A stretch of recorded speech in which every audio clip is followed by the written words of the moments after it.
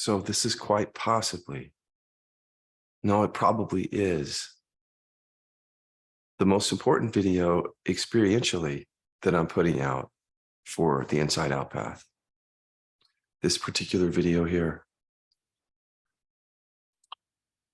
See, the whole time I'm asking you to watch the video starting with the KI map, an introduction and overview. It's called the KI map introduction and overview. I put it out somewhere at the end of 2022 or the beginning of 2023. And then I just paste some important videos out so you weren't over flooded. So just asking you to watch those, each of those. If you're interested in KI and you're following along in what I'm calling the Inside Out path, please, please, please don't just watch these videos in isolation, because this teaching and this message is not like other non-dual teachings or methods. We are getting to the root of suffering. We are correcting bypass. We can't do it the other way. Like, literally cannot. Because of that, the reason that KI addresses those issues is because it approaches things differently, getting to what we're actually avoiding and even using spirituality to avoid. Okay, so it's a different way. And then if you just pick up this method, if you pick up KI and you just start inquiring, you can't really go wrong. It's such a powerful tool. It doesn't matter how you pick it up. If you just said, like, okay, if I believe today is a shitty day, then reverse that. Today is the greatest day ever. And then you get to see and feel and allow all the conditioning around, no, this is a shitty day, of how your system wants to suffer in a way. But by making it conscious, well, there you go. To suffer consciously is eventually not to suffer at all, because you're allowing everything. So that's what we do, is we allow everything here. Instead, but we don't pick up, but generally, even though you can pick up reverse inquiry of these tools and receive benefit, that doesn't mean that you wouldn't be bypassing here. You could very, very easily bypass here, actually, by essentially doing what you do with every other method. You pick it up, you hear it, and you just do it. It's so innocent. Like, even meditation, when somebody explained to you meditation, you probably didn't go, oh, well, if I do that, I'm going to avoid anger for years, because meditation doesn't bring any of that up. I've already buried it. You don't have that. All you know is that, oh, here's a meditation practice, and you do it and you get benefits from it. And you recognize it's helpful. That's all. It's so innocent. You don't realize then 10 years down the road, I mean, I've worked with long-term meditators who have so buried the repression through the meditation that they have difficulty even recognizing that they have buried anger, but yet they do, because it manifests in a lot of different ways. But in terms of direct experience, they've meditated for so long, in my view, in a way that solidified the repression. Pretty much what happened to me in the non-dual seeing is just not focusing on body in the beginning.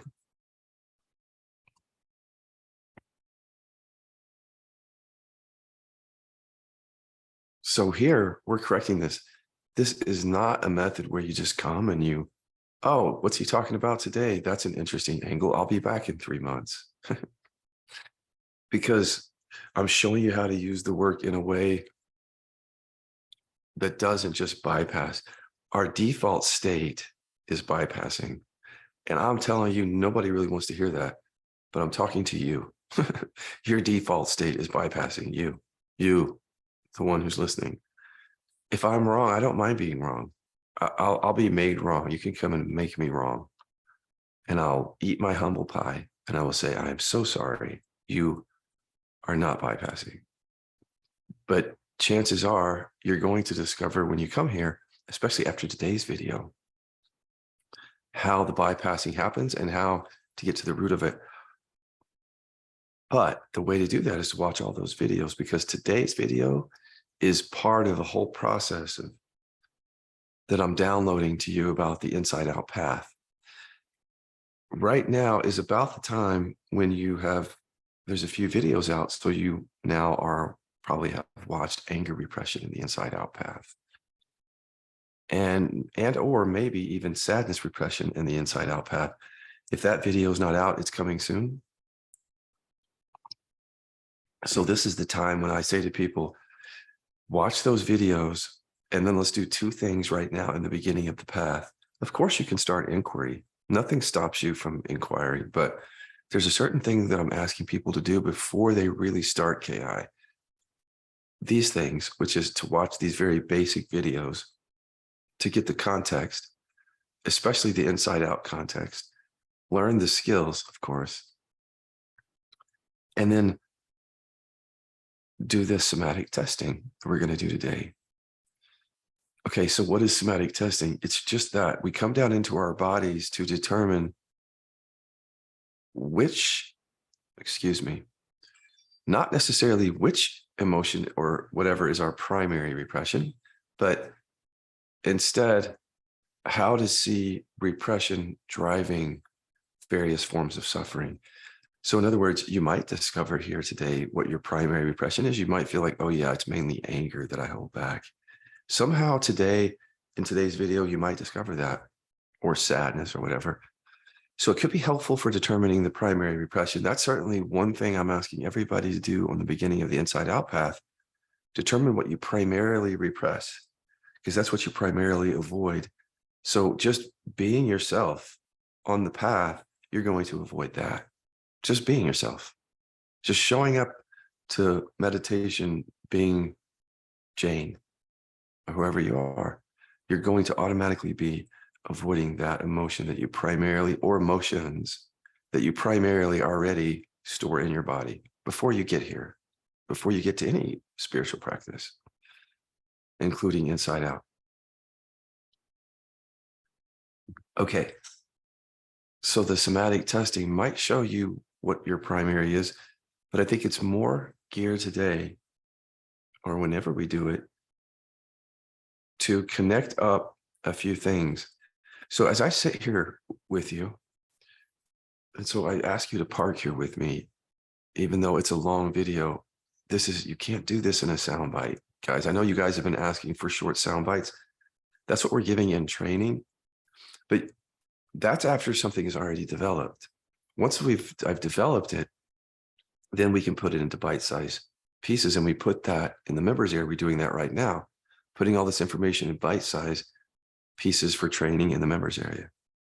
But right now, this is the first, it's the development of it has happened just recently. So I'm coming out to explain it first before we get your bite-sized pieces. So I want you to just sit with me and take this subject really, really, really seriously. Today's video, super seriously. There are two ways to listen to today's video as we do the somatic testing. One would be, they're both totally innocent. But one would be like where you're getting really quiet, away from all distractions, and you're really following along with me in experience to determine and see the insights that I'm asking you to see. That's how I want you to watch the video. There will be others who are not really paying attention yet. It's like you're listening, but you're not here. So I'm going to need you to come here. And if that means take a few moments and watch your breath, or however you drop into present moment awareness, I'm going to ask you to do that and to get away from all distractions. And if you can't do that, to come back to this video when you can. Because if you are a fan of KI, you do not want to miss this. I promise you. Because it's too important for your experiential work. You don't want to miss it. Okay, somatic testing. It's not really a new concept. The thing about it is there's probably people out there already using the term. I don't even know. But I'm using the term to talk about certain tests that we do. They aren't inquiries. We're not really sitting with everything that comes up. We're doing certain inquiries that trigger to see if a response is triggered. And we learn a lot from the response and the fact that it's in the body. So that's the testing. We're testing by triggering certain things out in the body to determine and make connections between suffering that we're experiencing and the trauma. So this is really about linking up how trauma and repression are drivers. So it's about really seeing that when you're triggered, when you have a shadow, when you have pain or body contraction, or even really depression, anxiety, that's being driven for most of you by trauma and repression. And there's the science. But the problem is that trauma and repression is hidden in the body, and it's revealed in our relationships and in diseases and chronic pain and suffering, but itself doesn't show up. In other words, the programming of trauma and repression that produces all that hides in the body. So people get on a spiritual path. They don't know that. They don't know that the trauma and repression, which is driving everything, is hidden in the body. And so when we start out with the outside in path, which is basically just outside in, there's no recognition of that that's going on in the body. And instead, we're just being pointed, for example, to awareness or meditation or mindfulness, not recognizing all that's going on there. And then on the outside in path, if we're lucky, if we're lucky, at the end, somehow in the embodiment process, again, somehow, not even everybody finally discovers and makes conscious the body stuff. It's too late. It's not too late. It's just that at that point, you're lucky if, like me, you didn't get a disease or something didn't manifest from the unprocessed trauma and repression that you really didn't tend to during the path. I don't think that's the way. I understand that it could be your way and that there are many people out there who just want to go the old way. Like, I'm going to focus on the recognition and I'm not going to focus on the body. There's nothing wrong with that. Totally. I would never do it. Ever. If I was reborn again with the knowledge that I've gained in this life, one of the first things I would remember is don't do the spiritual path that way, because it's so unnecessary to do it that way when you could do it from the beginning by understanding and knowing your operating system and being able to see the root of suffering when suffering comes up instead of being blindsided by it. Okay, there's my inside help spiel. Just in case there are some of you who you for whatever reason you haven't been able to watch the videos that lead up to today. There's the nutshell of inside and out. Now let's get to the business of, again, I don't want to explain the whole path, so I'm asking you to watch these videos before. And if you haven't watched those videos before, I would just stop this one, because it just is not going to make the kind of sense that it needs to make for you if you don't go in order, I think. Although I don't know. Okay, somatic testing. I've already done it with you. In fact, the video, Are You Repressing Emotion? Take this litmus test, that I've had on video, or I think there's a lot of views of that video, relatively. So you guys are all tuned into the somatic testing already. And many of you who are now hanging around KI, you came in through the door of that video. So you already understand somatic testing. The purpose of that video, if you'll remember, was to show you how repression is stored in the body. So I won't go back to that video, but can we just include that video with this one so that somatic testing includes, are you repressing emotion? And maybe that's one of the first tests that we do, or anybody does when they come to KI, is just, are you repressing emotion? So that we discover that we are, if we are, and most of us are. Then the question though becomes, we want to know more. How do I know more about the nature of that trauma and repression in my body and how it manifests in life? How can I know more? Can't consult the intellectual mind for that. You can go read about repression and trauma. You can watch these videos for sure. But the actual knowing, the insight of knowing that your deficiency story is driven by repression, or that A shadow is based on repression. That, I don't think you can ever really, really know that, truly know it, except in direct experience, because this is really unconscious, held in the body. I think most people are not aware directly of that in their direct experience. They're not embodied yet. So they're dealing with what I was dealing with the effects of that. Now, the problem with that is the effects. Well, the problem is you're operating in the dark with the effects. So as the effects happen, it's like, if you don't do the inside out path, you don't even know where it comes from. So it's like, how do you inquire skillfully into something, but you don't even know the root of it? And that makes the outside in path quite often unskillful. Here, skill matters, we know it. When you lack skill, you tend to bypass. That's what I've learned through the years. People who just don't have skill, they can't help it. They just don't know how to go into certain areas. They don't know how, so they can't. There's the bypass. Some people might know how, but they're afraid to. The fear stops them. That's the bypass. It sometimes shows up as sabotage. The point being is, this is really important from the beginning to understand your body, to know your body on the inside out path. So the first thing I'll ask you to do is watch the video, Are You Repressing Emotion? And then once you know whether you are, come here. I mean, obviously I'm asking you to watch those videos before. So to be clear, it's Are You Repressing Emotion? And then every video that I've done, KI map, introduction and overview, and every video after.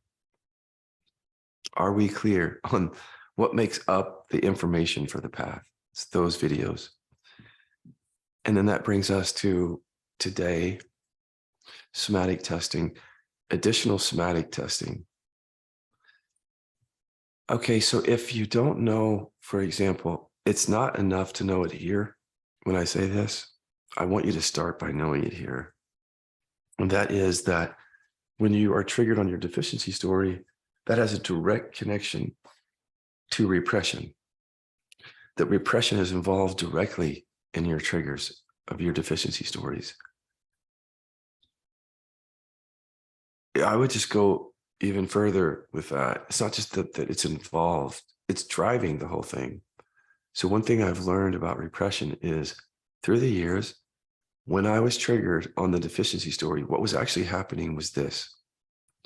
As soon as the trigger happens, it's like anger is held back. Okay, now what? The first thing that happens, or the immediate or automatic or involuntary thing that happens, is the holding back of that primary emotion. So every time that I was triggered, I didn't even have access to the anger. That's how intelligent repression is. It does it before you're aware of it. And that's in the research. If you go study it, that's how they say it happens. I'm not just making stuff up here. But that's my experience now, that if there's a trigger, I'm aware now of how that happened. That I want you to think of it this way. When you were a kid, if dad scared you or something, in the moment of that, your system did not ask for your consent. It could not have. So what it did is it just held that emotion back, and then you dealt with what was left. You were protected from that emotion. You didn't get angry at dad, right? Or you weren't able to cry or feel sadness in front of dad. So that was, see what I mean? Immediate. Think about it. If your mind, the system would not have consulted your mind. It wouldn't have said, here's dad yelling at you. Should you get angry? Here's the pros and cons of getting angry. Let's think about this for a second. You never did that. And I didn't either, because it's an automatic trauma response. And so it happens before we know it. And so then what we know about trauma is that once it's imprinted in our body that way, that becomes our response to that emotion. Because remember, it's all about safety. So whenever I encounter someone else like dad's anger, for example, me being an anger repressor, in a trigger with someone like that, or any trigger, actually, as soon as the trigger happens, it's anger's held back. And then now I can deal with what's left. That's how repression works. This is obviously why I say don't rest during triggers, because it would be like this. As soon as the trigger happens, anger is held back and you're resting. You're resting while anger's already held back. So it's not going to come in to awareness. It's already held back by conditioning that's very powerful and immediate. That's how we're storing it, you could say, over time, whether it's sadness or fear or anger or whatever, it's automatic in the case of repression. And even with suppression, where we're aware of it. So suppression is a little bit different. We're aware that we're stuffing something down. That's a little bit different, but it's still held in the body the same way. And once we're stuffing it down, remember, even being conscious of stuffing something down, that's happening immediately in a trigger. See, because we're trying to stay safe. So we're doing it at an unconscious level, even though we're aware of it, stuffing it down. This is suppression. Repression is different. Remember, repression is automatically held back. I don't even know. It's automatic, involuntary, immediate. Suppression might involve like, oh, I'm feeling sadness here, but I need to stop, and like being aware of the need to stop or hold it back. So it's somewhat in your consciousness, but you're still seeking safety that way. So it would happen very quickly in a trigger. It wouldn't be something that you have a lot of consciousness around. It's just more than repression. So basically, in the case of both suppression and repression, this stuff is happening immediately or soon after the trigger. And then what's left, what we carry over in time, well, we carry that repression over, right? So we're storing that emotion, and then it's carried over in time. And that's part of the reason that the trigger, big reason that the trigger is carried over in time, because we're not able to open to the basis since childhood of the repressed emotion in the trigger. And so we then get the safer emotions, right? That I've been saying, like anger held back, woundedness, sadness, that's safe for an anger repressor.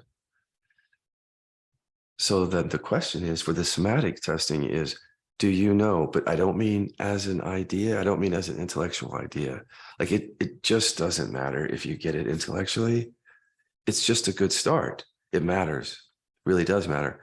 But it's just a start, because I don't know. I mean, I didn't learn these things here. I'm not learning them the way that you're learning them, some of you. I didn't learn them by thinking about it. I learned it through inquiry. I learned that, and seeing it in other people, that when they're triggered and the deficiency story is there, the emotion's held back immediately and they don't have any access to it and they don't know that it's there. And then they're triggered into a deficiency story. And when I would inquire into the deficiency story by going to the primary repression, that's the key. I've learned how, as a teacher, when I see the deficiency story, to take somebody to the primary repression, because that's the thing that's held back immediately. And then the trigger and the entire structure of that trigger is coming from that, from the beginning.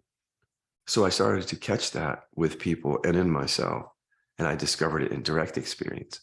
So my conviction that this is the nature of how it works isn't something that I know, it's something that I've seen. I've seen it in awareness, and I'm asking you to have that kind of direct insight with this, and not just get it here, but some of you are going to get it here first. And you might be saying, what am I getting here? You're getting that the deficiency story, whether you're aware of it or not. We can talk about that for a second, because it's somewhat unconscious for a lot of people. But that is like it's in all of your triggers. It's the feeling of being like there's something wrong with me. I'm not good enough. I'm unlovable. I'm a victim. I'm unheard. You're not hearing me. I'm not supported. See that? Somebody asked the other day, what is a deficiency story? It's something like that.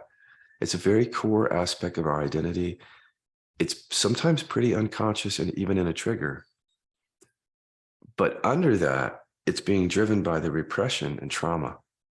So that's the key, is that part.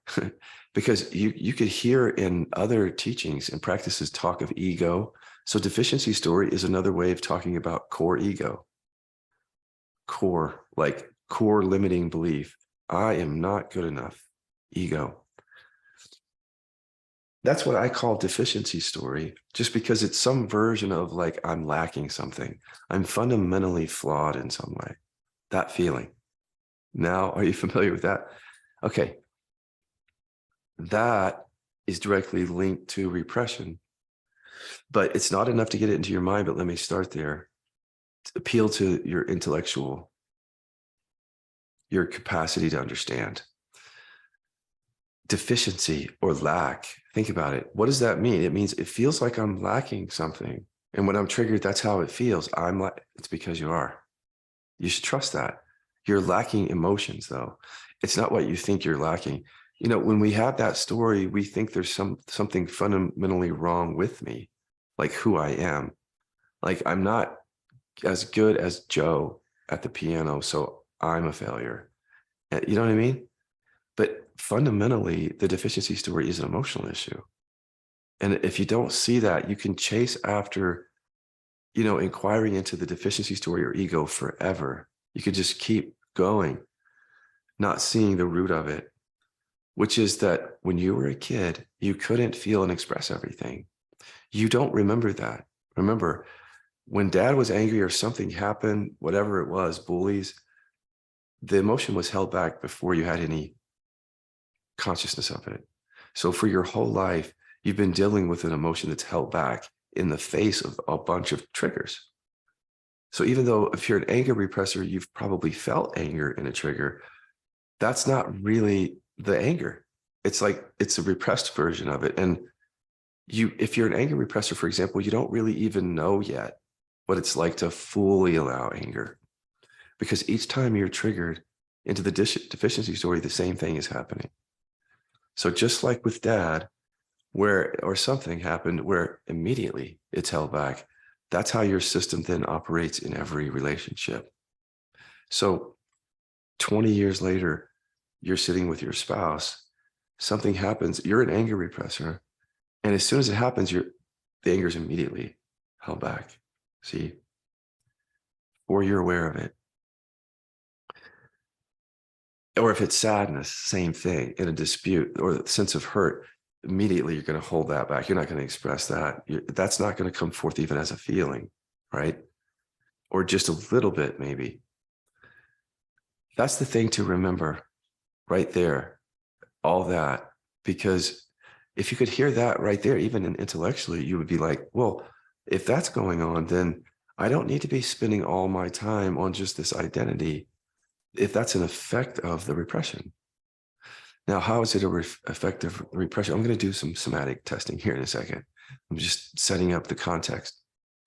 Well, even though you can't remember it, it happened to you. So through the child development years, you couldn't feel and express one or more emotions. And for some people, couldn't express any of them. But then something had to develop in your consciousness, which is not really you. It's the false you. It's the deficiency story that comes in and masquerades as you. It's like the imposter that keeps you safe for the rest of your life. So then you wonder, why am I having this deficiency story over and over? That's why, because that's protecting you. That's a false identity that was developed in place of your authentic nature. What would have been authentic would be just to have been angry when you were angry as a kid. Or if you have fear, feel and allow fear. If you're hurt, feel and allow that. If you would have had conscious parents, but you didn't, probably. Or even if you did, I doubt it, you had bullies or something else that conditioned you. Trauma. So understanding is important, just to begin with, to understand what is this trigger. If you notice there's a sense of lack or deficiency, the feeling of lack or deficiency is actually helpful for us on the inside out path, because whenever it shows up, it shows us, oh, I'm repressing. That's what it is.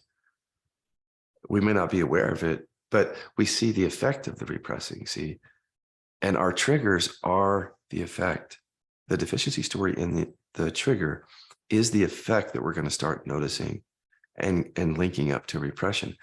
But it's not enough, I think, for me to explain that the feeling of lack or deficiency comes from the sense that we've denied certain resources within our experience. It just is so obvious to me now in my experience that I couldn't allow anger. And anger is such an important resource. I know that anger repressors might not understand that, but that emotion, allowing that is what really allows your self-expression, you to be yourself. So all my life, a part of myself was held back. And then the deficiency story came in, right? I'm unlovable. Same thing. That's because I couldn't feel and express my authentic nature. So that's what happened in every relationship. Then my authentic nature is not what's coming forth in triggers. What would come forth would be, I'm unlovable. But that's a sense of lack or deficiency because I was lacking the anger resource.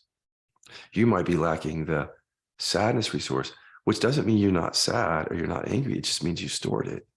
So now whatever that is, it's become your hardened body, your contraction, your suffering, and pain, disease. Now for the somatic testing. So I'm going to want you to really sit with this and link it up in your experience and even take some notes when you link things up here. So can we start with just getting quiet, but not too quiet? Maybe you want to watch breath and just settle into noticing like words, pictures, feeling, sensation, appearing to awareness, just resting and letting that all be. For some of you, you won't be watching breath. You'll just be noticing and allowing and noticing that everything is already arising to awareness. And for some of you, anchoring to breath helps because it quiets your mind. In any event, just take a few moments to rest here, and then we'll start with this testing. And have a piece of paper and a pen close to you. Sit for just a moment or two, and I'll be back.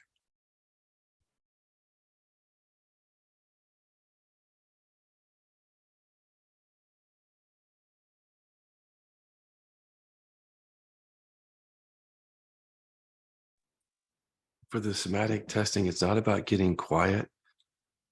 It's about being aware. It's just resting and allowing whatever is here.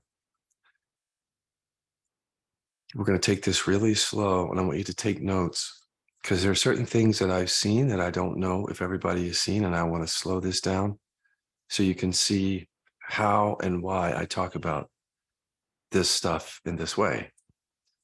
So I want you to bring up somebody that has triggered you recently.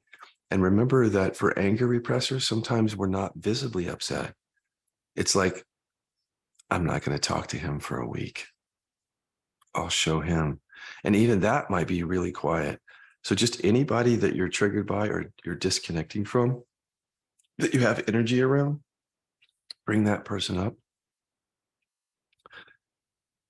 And to test, the test that we're doing now is to see whether this deficiency story is connected to the repression or if the repression is driving that, involved in it.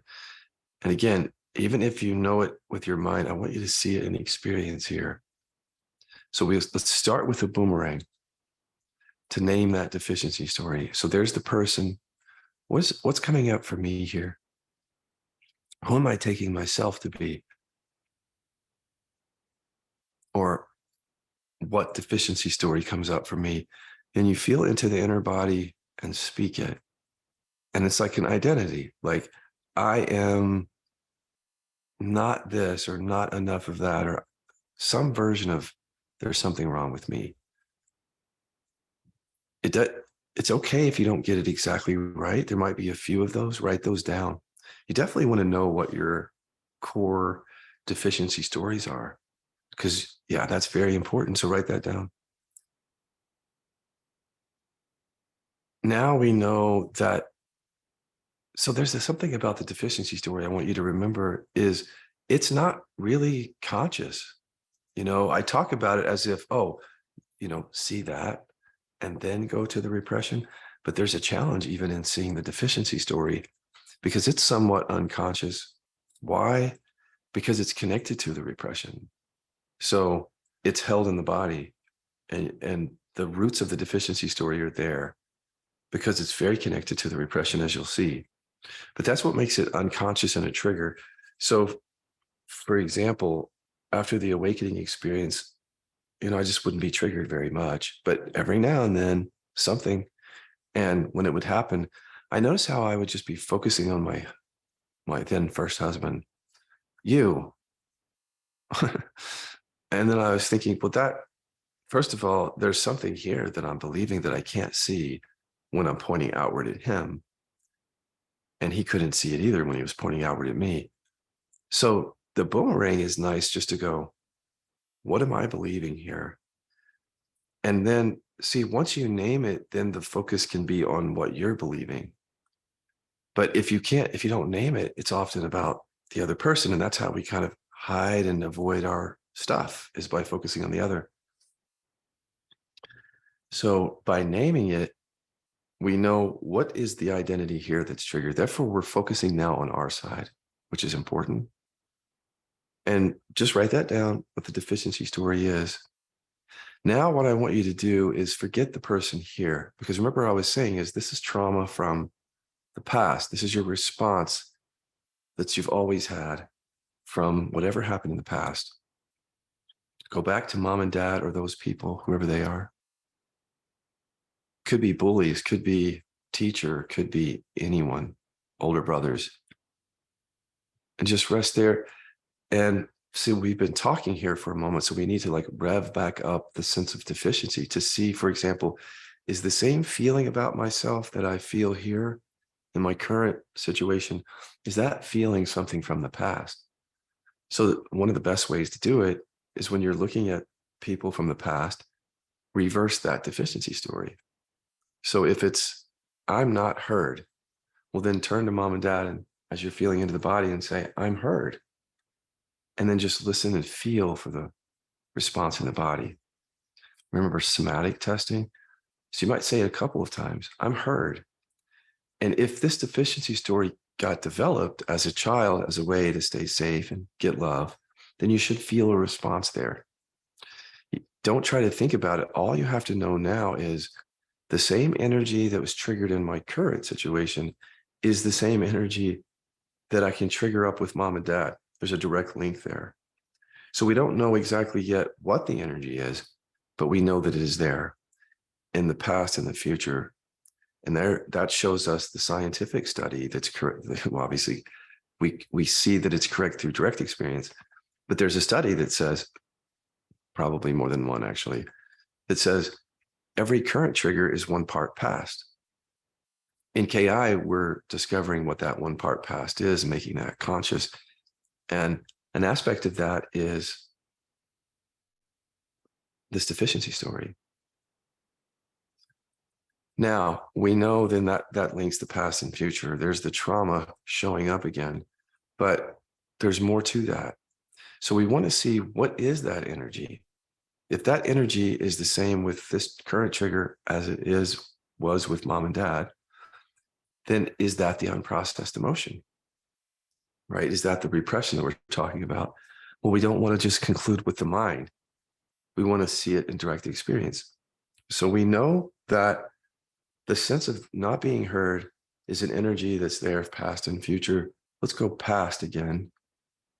Sit with mom and dad quietly, or whomever. And before we see whether this is the primary repression, let's trigger up the deficiency again.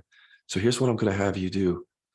If you'll listen to this instruction so that I can go quiet while you do it. You're going to pull up mom and dad, or what we will call your VIPs. Those are the important people in the past, those relationships that shaped you. So as you have them up, I want you to reverse the deficiency story. So I'm heard. Say it several times until the energy, feel that in the body, as if it's like saying, no, you're not, trying to prove your deficiency. And then when it does, I want you to go into what you think your primary is. So if you think it's anger as a primary repression, as soon as that deficiency story is triggered up with mom and dad, I'm unheard. Say, I'm not angry at them. And say it several times, because remember, if you're an anger repressor, you're not going to feel anger here. It's repressed, but it's a major driver behind the entire trigger because you haven't opened to that yet. So if your primary is here, I want you to notice if you say, I'm not angry, if that same energy is being activated, you can feel it. The same energy of the deficiency story. See that connection? I'm not angry at them. That's all that I'm having you do, is to see that that energy with the present deficiency story is the primary repression. And it doesn't feel like that emotion, because that primary repression is now frozen into that contraction, or that, what I call dark matter. For some of you, it might be pain. We'll talk about that in a second. But if you can see this now, there's a direct link up. And now again, if your repression is not anger, if that's not your primary, let's say it's hurt, sadness, and that's the thing you shut down around, then it's the same process though, to discover, to test that out somatically. Trigger currently. What deficiency story comes up for me here? I'm trying to think of something. I always give the same example. I'm unlovable. That's my story. That's okay. That's my experience. Let me say it. Let's say that's the trigger. I'm unlovable. I feel that in the body. So I go back to mom and dad, or whoever they are, and I say, I'm lovable. And I feel that same energy. The unlovable here in the current is the same unlovable from the past. And then I go to my primary. I'm not hurt by mom and dad, or I'm not sad. And then just to notice if your primary is repression, that same energy with the deficiency story is activated here, which means that the repression of sadness or whatever else is directly connected to the deficiency story. You're seeing it in your body now, see?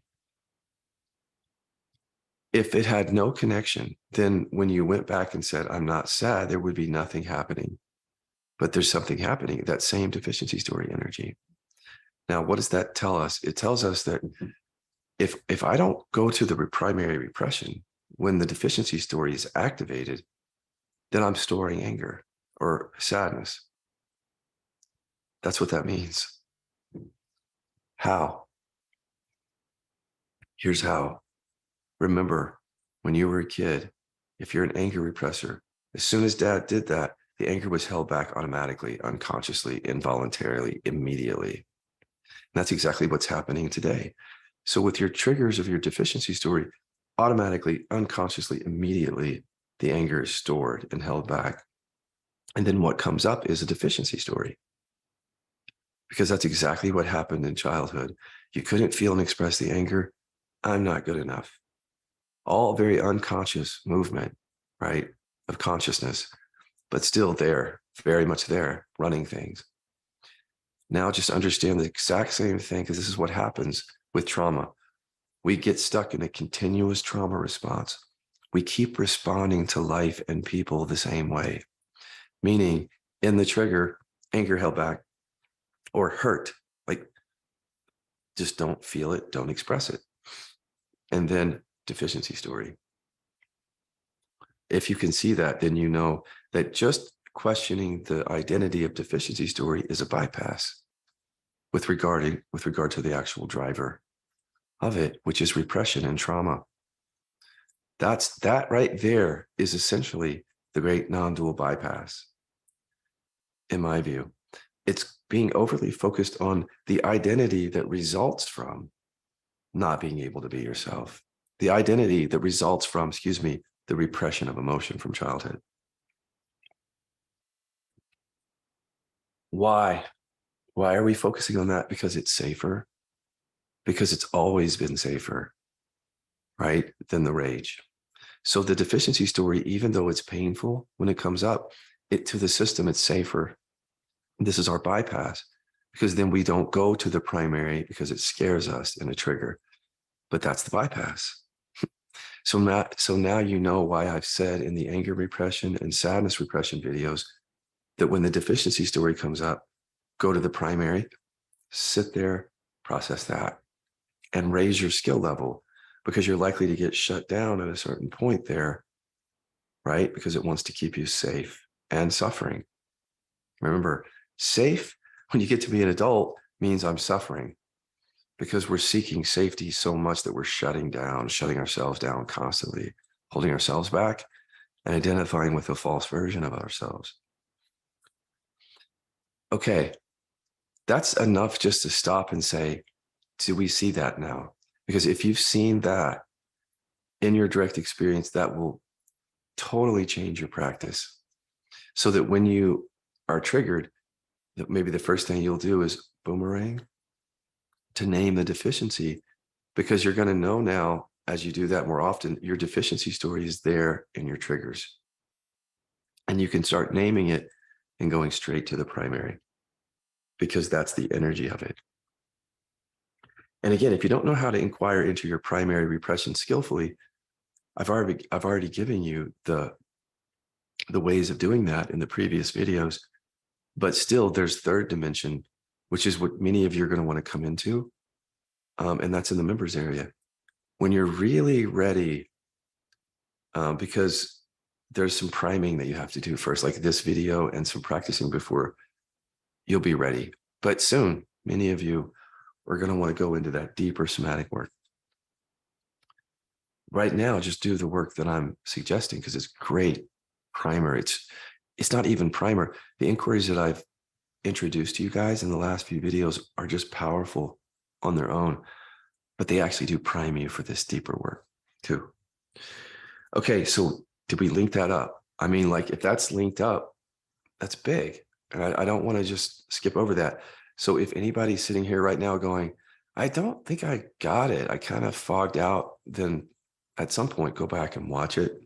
It's worth watching over and over until you really link it up, because then you can end the bypass right there, the big one right there, of not getting to the emotional issue that's driving the identity thing.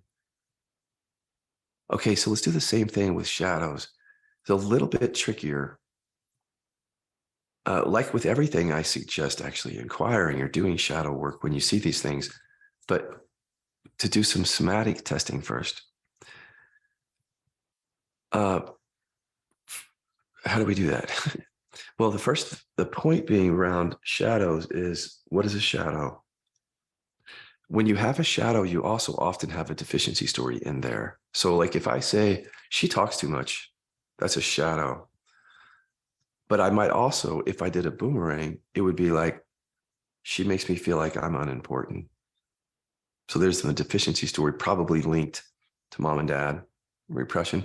But I want you to see it in terms of just what a shadow is. So a shadow is some trait or emotion within myself that is too ugly or too beautiful. So push it down. And because it's my trait, my emotion that I've pushed down, I become somewhat fixated on others who have it. And that's how I stay safe from owning it, like create separation between me and them. Like, you're angry, I'm not, but I'm storing it. See, repression. That's why you're my shadow, because I'm storing anger and you're expressing it. And that's a trigger for me. I've disowned my anger or my confidence or my sadness or my expression. A shadow could be anything. It might not even be like, I'm repressing anger, she's angry, shadow. It sometimes is that obvious, but a lot of times it's hidden. So it might come up as, no, she just talks too much. This has nothing to do with anger. This isn't about anger repression. She just talks too much. It's obnoxious. So it hides. But if you look, for example, Let's do that one. Can you find anybody out there who talks or expresses too much? Um, like even my long videos, or I don't know, anything, especially anger repressors. Can you pull up anybody that has a trait that you don't like?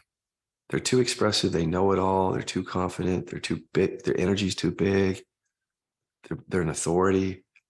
Those are all anger repressor shadows, common ones. When you pull that up, name the trait there. What is that they're doing that you don't like? Just name it. And so that's a trait. See, it's like it's trying to hide from us. It's like it doesn't look like it's connected to emotion. But let's say the trait is she talks too much. If you just reverse it for a second and say, it's okay if I talk too much, and feel the energy, especially anger repressors. I'll talk to you sadness repressors in a second, but I can talk too much. If that's or whatever it is, like he knows it all. I can know it all. Express that. So you just turn it around to feel the energy, somatic. So you're going to feel it's like a shutdown. It's like a no, don't talk too much for anger repressors, or it'd be like, no, you can't be the authority. You can't talk like that. Don't. So but it's somatic, right? So it's showing you that the very trait that they have, when you turn it around on yourself, it's like, no, I can't be that. Now, it might be like a negative trait that you don't want, right? But this is energetic. So even when people come up with negative traits like charismatic narcissists, the narcissist part don't really want that, right? That's maybe not the shadow, but the shadow might be instead charismatic, that energy. So I can be charismatic. No. See, there's something there that I've disowned, right? I want to find out what that trait that points to the energy there, charismatic energy. Or if she talks too much, if I say, I can talk too much, see, it's pointing to energy expression. That's for anger repressors. When you see that, let's say she talks too much and you reverse it, I want you to go back to your mom and dad or your VIPs and do that. So turning back to them, I can talk too much, and just feel the no, the shutdown. Or I can be a know-it-all. I can, whatever that is, that trait is, I can be that. And then just feel if it's there, it'd be mostly somatic. That's the repression, the holding back of self and emotion. So for anger repressors, what you're feeling here, a lot of it would be anger stored in the body, shutting you down. And see how it's connected to mom and dad? The same energy of the shadow. When you're skillful, you recognize that's I have to hold myself back, the feeling of being held back from childhood. For a sadness repressor, it doesn't matter what the repression is. We're just looking for shadows. So let's say for a sadness repressor, someone who's really emotional is a trigger because they just talk about hurt too much. And I don't want to go there. I can't. So when I'm with somebody like that, it's a shadow, let's say. And so what is that trait? Emotional, very emotional. Okay, I can be emotional like that. No, go back to mom and dad. I can be emotional like that. No. See, there's the feeling of having to repress emotions. And in that case, it would be sadness or hurt. So you just go from the shadow, you take it on yourself for the testing, and then go back to mom and dad, and you'll feel that same energy of holding some emotion back. Ends up as a shadow in your current life. Does everybody see that? This is a little bit harder to see because I don't know what your example is. There might be a shadow that you had in which you're not able to link up the emotion that you're repressing. That takes skill. But I would say right now, if you have a sense of it, just a sense. That's all you need, because then you just raise your skill level to learn how to own those shadows and go to the emotion that you're holding back. Right now, this is just for discovery. It's like, do you see that the repression is driving the shadow? So if right now you haven't seen that in your direct experience, that whatever shadow you had, it's being driven by the energy of unprocessed emotion from childhood. If you don't see that, stop, go back to the beginning of this shadow conversation, watch it again. If you still don't get it, go to the members area or do a couple of sessions, because this would be a big miss, because the shadows are our repression. And so if you miss it, then you end up having a lot of shadows or some shadows, and it's very hard to embody. It's hard to heal, actually, because your anger is being displaced, disowned.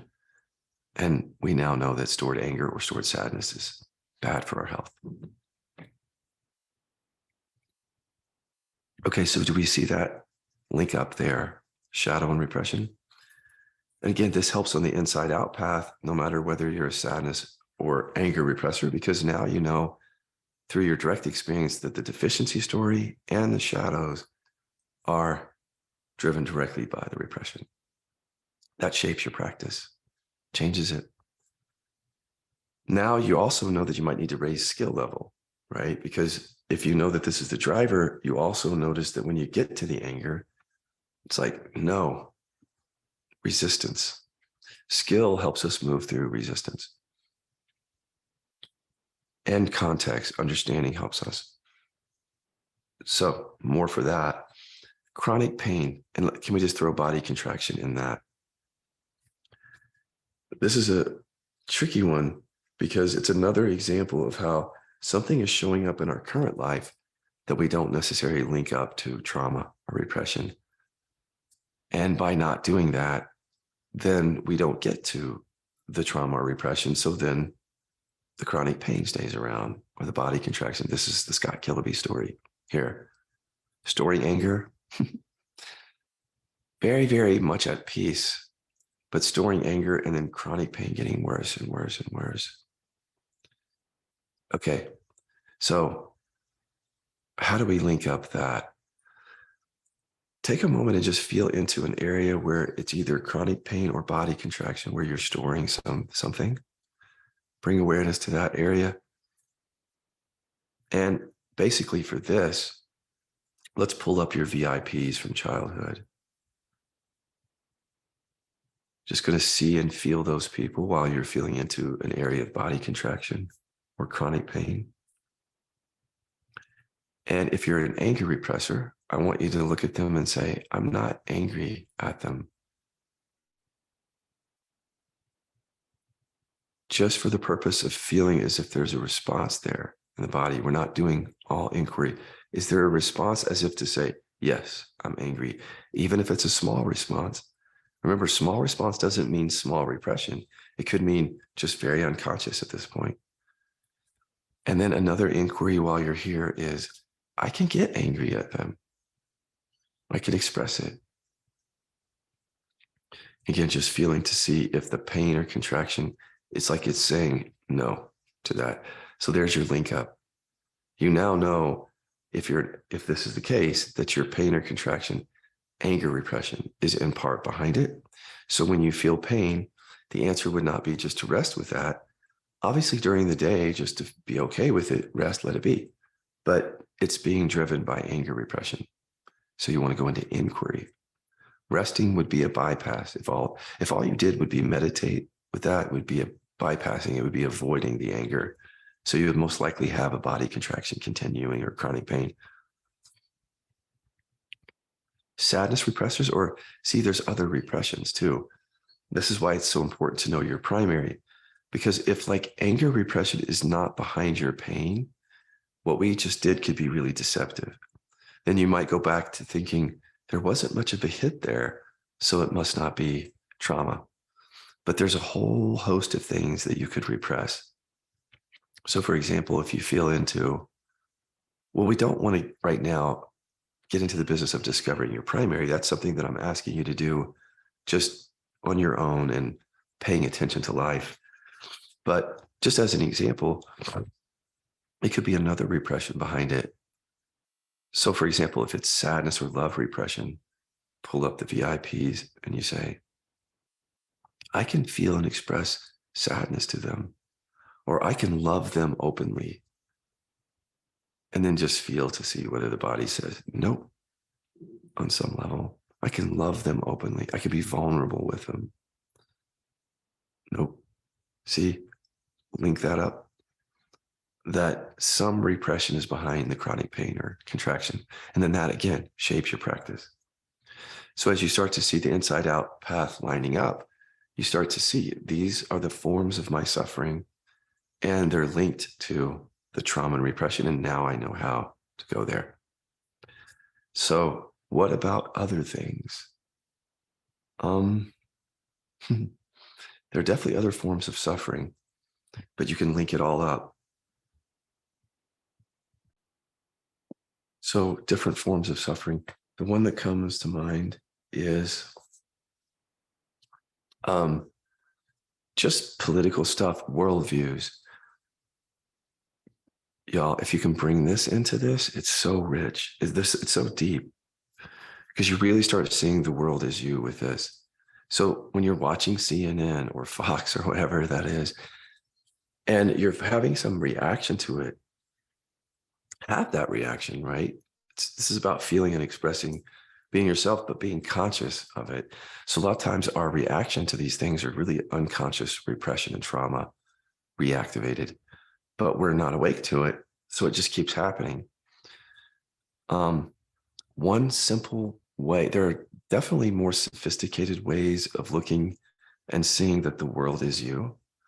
But one really simple way to get started with this is, again, back to the deficiency story.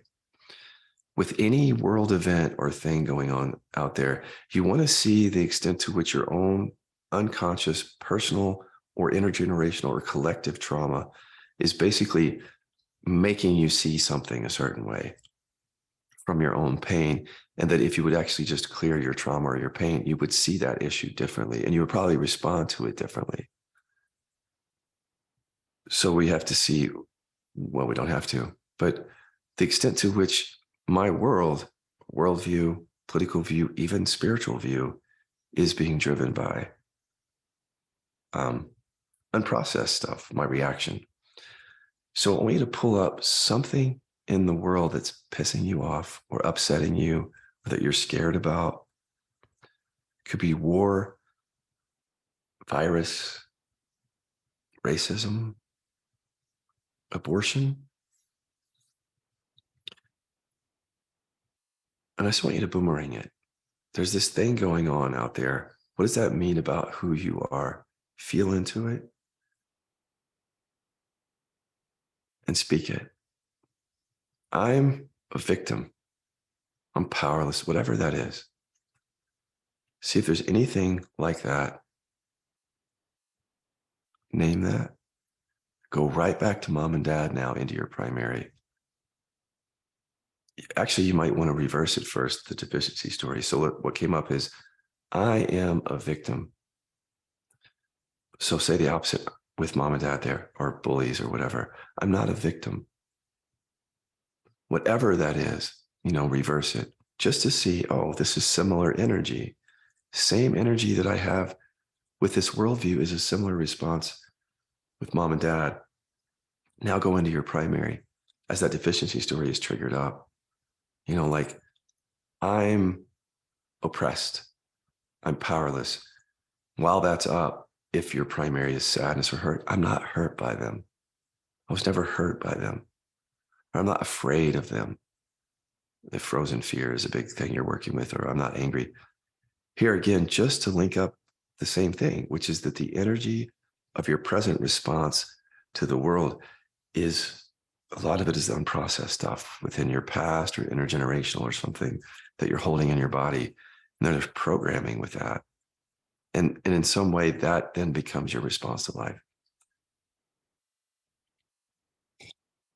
or to climate change or whatever the issue is. Now, does this mean that if you do this work, you won't have a viewpoint? Y'all, I'm here to tell you this. This is something really delicious about this work that I was surprised to find out, is that it's the identification with the viewpoint that goes, it's the repression, the trauma that drives the identification. We still are intelligent beings. We still have a perspective. Like I have a perspective on climate change, on almost everything, but I'm not suffering over it. And in fact, the perspective is clear as you clean out the emotional unprocessed congestion around it, the programming of the childhood stuff. So this is good. Another somatic test just to link up. And basically anything that's happening in the world, like it doesn't have to be on the news, boomerang it, name that deficiency story, and go back to the primary repression. You're going to see how most all of your suffering is linked up to that. Some childhood programming held in the body. Okay. More on the somatic testing. Going to move into a slightly different topic, but still somatic testing, which is, remember, we're learning is what we're doing at the inside out path. There are things we need to learn because we're unconscious to those things. So this is part of it, which is learning, or I could say discovering through inquiry. What are my utilities that support my identities and belief systems? Like, so utility inquiry in KI is what I get out of believing something. It's the payoff. So if I believe that I'm unlovable, that's how I stay safe. Because, I limit myself. I'm not big. I'm unlovable. So I'm not going to do anything that's going to be risky. I'm going to play it safe. I'm not going to get hurt, basically. Safe. And I get love this way. Maybe that's a utility. Like, I believe this about myself because that's how I'm going to get people to love me. So those are the things that are driving our belief systems. Things, utilities like, I believe this to get love. I believe this to protect myself. I believe this to stay safe, to get their approval. Now, we call those payoffs sometimes, but utilities.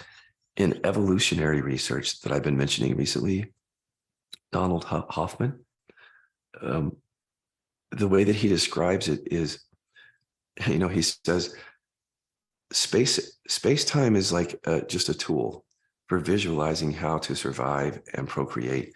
And that's all that our programming is interested in, surviving and procreating.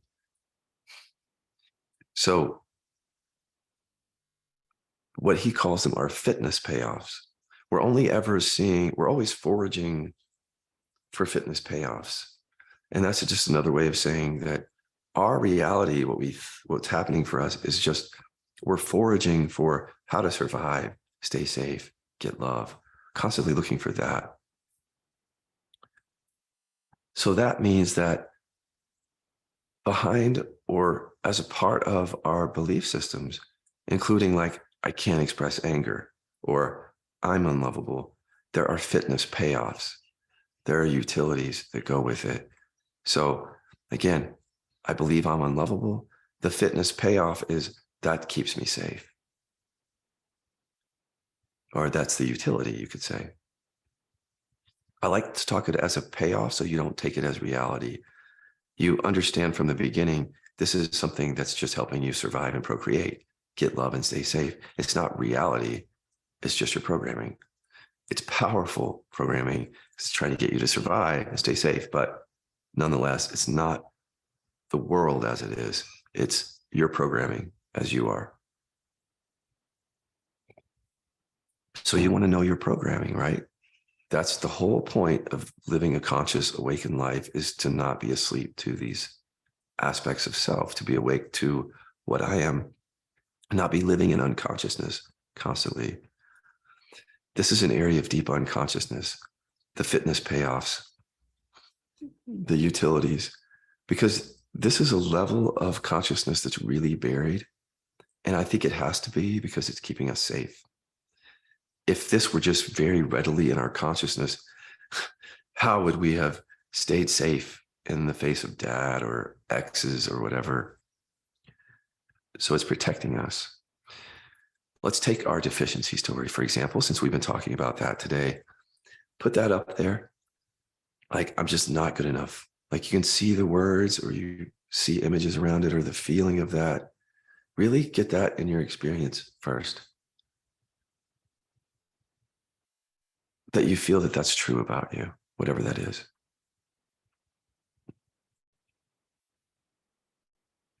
And then the utility inquiry here is, it's a reverse inquiry. It's in that form. So I don't get anything out of believing that I'm not good enough or whatever that is. Feel into the body. This hides. So the mind, for many of you, it'll hide here, but you'll feel a response as if I do get something. You may not know what that is. Again, deeply unconscious. But just keep asking. I don't get anything out of believing that I'm X. I don't get anything out of it. Like, be convinced of that so that the nervous system will respond and let you know what you really believe. And then some of you, if you're only getting a response, some of you are already getting the words. It's like, no, I believe that to stay safe. So you want to write that down because that's a fitness payoff, right? You're getting that out of it. You're going to want to be conscious of that. But some of you, you won't hear the utility or it's really buried. So if you say it again, like, I don't get anything out of believing that. If you feel into the energy and just ask or say, what would this sensation say if it had a voice right now? And sometimes that prompt will bring it up. And then you can see the payoff. And then write that down. So that's something that's a version of the testing that continues on for us. Like, while we're inquiring, we're going to come back to the utility scene. Whenever you see very strong landing points, like X is true, this is who I am, then almost always there's a fitness payoff or utility under it. So you're going to get used to going into inquiry around utility when that comes up, big landing points. So you can say, I don't get anything out of it, and become conscious of what you're getting out of it. What are the fitness payoffs?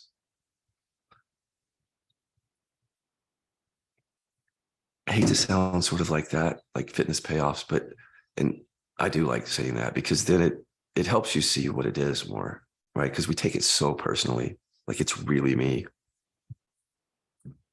And it's really true. When it's actually a fitness payoff, it's a payoff. We are doing all of this to ourselves unconsciously because we're surviving. We need to stay safe. So that's what we're doing. We're doing what we're supposed to be doing, is surviving and staying safe.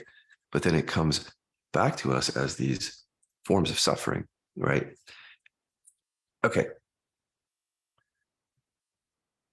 So keep that inquiry alive on utility. Continue to write them down. Utility inquiries become really important in third dimension because we can use those fitness payoffs to move through energy, deep frozen fear, through what we call rapid fire inquiry.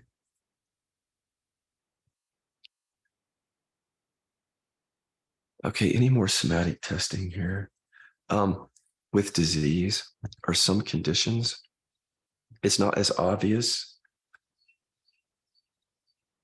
as it is like with pain or body contraction. For example, if you have a disease in which you don't really feel a symptom, like as a pain or something, it might seem difficult then to do the somatic testing. But yeah, and for that, I would say you might need to work with the green check mark facilitator. It's definitely there. So for example, I've seen situations in which something happened in somebody's life and it was very scary. Like they lost somebody or there was a great trauma that happened and they weren't able to process that emotion. It could have been grief or anger or fear of loss. Something happened. Could be bullying at school. And the system then has to try to protect itself and stay safe. So a continuous trauma response forms as a result of what happened. So let's say I lost my mother when I was 10, but I couldn't process it. I didn't know how. And so I just shut down around it.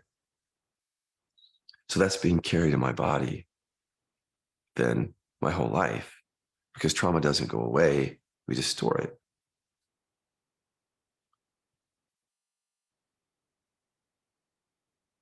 Hold on one second. And again, it might not be that somebody died. It could just be something happened. And from that, we have to stay emotionally safe. So the system kicks in its safety programs and deficiency stories as part of it, and the holding back of certain emotions to stay safe. And then that turns into some disease. It might not even seem like that's possible, but we see it all the time, actually. Does that mean that there are definitely other causes of disease? Not everything is emotional. Not every chronic pain is emotional, but I would not at all rest on that. I would not be assuming at all that your disease or chronic pain is physical. I would test it out, because if it's emotional and you just assume it's physical, you just missed it completely, the root cause. See, if it's not emotional, you'll discover that in KI. You'll discover that there's not an emotional root for a disease or chronic pain, and then you can treat it accordingly as a physical thing. But again, if it's emotional and you miss it, you just miss the whole thing, right? By treating it as a physical thing. So this is a little trickier area, but because I need to be able to take each of you through it. I think like going back, or somebody does, going back to this is really unconscious stuff. So if something happened in 6th grade where you had to shut down around something, and then a story got created, and then you developed a certain condition, but you don't link it up. Like even addiction is a condition, but it could be also something like fibromyalgia or some other disease that you just haven't linked up. There's a connection quite often between disease and trauma and repression, but I don't think this is something that I can do with you here, because it's so fact specific. You could say it's so much about what happened and hidden stories that have to do with what happened and how you hold that. And also for disease, sometimes there's not an area of the body where you're holding that. So we can't test it out directly there. But it's really worth doing. I mean, look, if it's an emotional issue driving that, you're going to want to know. So I would say do one session with a green checkmark facilitator. Start there. You'll probably learn a lot in that one session about whether there's an emotional root to the disease. And then, of course, that shapes your practice. Is the reason I bring that up. Is anytime you see the actual driver, then it's obvious to me, then you go to the driver, right? If you don't go to the driver, then you're constantly dealing with the effects of that. And resting as awareness, just being with what is, right? Not seeing that that's all just being created by unconsciousness. Go to the unconsciousness, in other words. That's the repression. Okay, I think we're getting to the end of the somatic testing. Yeah, that's it. Oh, no, it's not. Stress, things like that. Just everyday things that we would not understand to be the trauma. How do you see that stress is this? I just want you to pull something up that is stressing you out. Like it could be something at work, like a deadline or a boss or something, or just having that job could be stressful. And I want you just to look at the job or whatever it is and say, I'm not stressed first, which would be a gaslight. So you are stressed and you will feel it somewhere. Just be like, yes, I am. Trust that. I'm not stressed. Yeah, I am.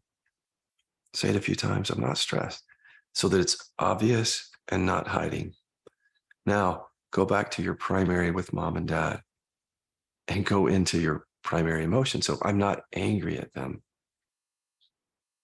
Or if it's sadness, I'm not sad, I'm not hurt by them. And notice if the stress that you were feeling in your body gets activated by that. There's a link up. If it's there, what that's showing you is that the stress that you're experiencing at your job or your daily life is directly connected to everything we're talking about here. Trauma and repression. If you got a hit right there, what I'm going to ask you to do is give up the thing of just being mindful of stress. Of course, be mindful of stress. Allow it. First dimension, but get to the root of it. Now you know that's unprocessed emotion. It could be unprocessed fear, hurt, anger, whatever hit you got there. That's what it is. And so then you can go to the root when you're stressed. Can you imagine? Like, that's really powerful, guys. Is like to really get to the root of stress. Because I don't feel stress. And I remember during the chronic pain, it's like the stress got stronger because I was not processing anger. So like things that wouldn't normally stress me out, I started feeling stress around. But then I noticed that that's unprocessed anger. So I don't feel stress now. That word I can't relate to anymore, because what that is unprocessed emotion. Okay, same with anxiety. You know, I could just go on and on. I mean, we already know through the science that depression comes from repression and trauma. Same with anxiety. Okay, here, addiction, because it's better to do somatic testing than just say that.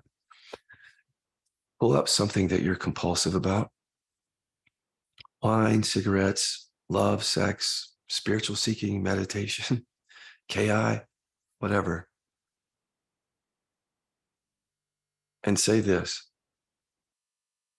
I don't even need that anymore. I don't even want it. Like that wine, I don't even want wine. Just so your body will speak to you and say, yeah, you do. You're going to have that later. Trust that. Say it a few times. I don't even want wine. I'm never going to drink wine again. I'm not going to have it today, or whatever that is. Feel that? The energy in the body that's coming up. Go back to mom and dad, straight into your primary. I'm not angry at them while that craving is up. Or I'm not hurt by them, or not afraid. Feel that? Feel how that energy that's behind the compulsion is activated when you go to your primary repression. That's telling you that that energy is repression. And that's, again, what the science says. Repression drives addiction. So what are you doing in the face of compulsion? If you're not getting to repression, you're not getting to the driver. So if you're being mindful of cravings, that's great. It can bring peace about it's not getting to the root of the addiction. So what would happen is, like, you might even give up an addiction, but something else comes up to take its place, right? Until the root issue is dealt with, you're going to deal with that. Like, still finding these areas of compulsivity, unprocessed emotion. Once you notice that that's what's driving it, then your practice changes. That's what we're doing in level 2 now is of the members area is, third dimension work, is when we see the compulsion energy, we go straight to repression, because that's what it is. And now you can see why this is an embodiment path, because these are all the areas that in the outside in path, people weren't really linking up. Disease, chronic pain, a lot of people weren't linking it up. And so they were not embodying the realization. See, still storing emotion. When you link all this up and bring high level skill, remember, when you shut down, when you sabotage, that's a skill level issue. That's what that is. If you shut down, it just means you don't have skill. But once you have skill and you meet all these areas, body embodiment, accelerated embodiment, because you're getting right to the root issue. Okay, I hope this is helpful. I assume this video will be used in training. This is a new thing that I'm bringing out. So if you're in training, you're going to see this. We're going to have this in the members area. This may be the only time I do it publicly. So, keep it handy so you can come back and remind yourself in direct experience what's really driving everything. in case you forget. So anytime you're sabotaging, or like you're avoiding something, or like, I don't want to do KI, I just don't want to deal with my stuff, or any kind of resistance like that, come back to this video and the sabotage video that I did a couple of months ago. And I think those two videos will illuminate what's happening. Probably what you're going to find is that you're shutting down around some area in your life. So, for example, the compulsion is there, but you're not looking at it with regard to the repression. So it's increasing, or it's not being dealt with or something, or, you're getting stuck in like a deficiency story, and you forget that it's linked up to the repression. So you come back here and see that, or that your chronic pain has gotten bad for a week, and you remember, oh, Scott said, watch the somatic testing video and the sabotage video. So you come back here and you go, oh, so I'm actually holding anger back in various relationships, like this week, and I have a pain flare up. That's because I'm not linking up the pain to the repression in my practice. Love you all.